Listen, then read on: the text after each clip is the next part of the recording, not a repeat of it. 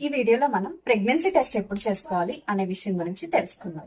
Pregnancy test లో HCG అనే hormone ని డిటెక్ట్ చేయడం జరుగుతుంది.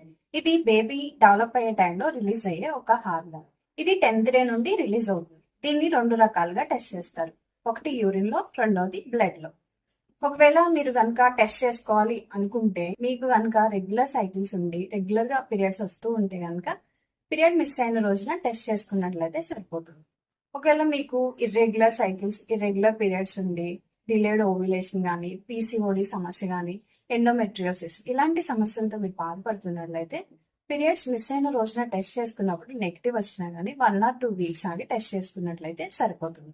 యూరిన్ లో టెస్ట్ చేసుకోవాలనుకుంటే ఎర్లీ మార్నింగ్ శాంపిల్ ని టెస్ట్ చేసినట్లయితే రిజల్ట్స్ మంచిగా వస్తాయి.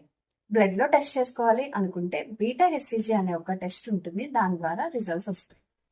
ఈ వీడియో నచ్చినట్లయితే లైక్ చేయండి. ఎవరికైతే వీడియో యూస్ఫుల్ గా ఉంటుందో తప్పకుండా వారికి షేర్ చేయండి. మరిన్ని ఇన్ఫర్మేటివ్ వీడియోస్ కోసం ఛానల్ ని సబ్స్క్రైబ్ చేసుకోండి. Thank you for watching.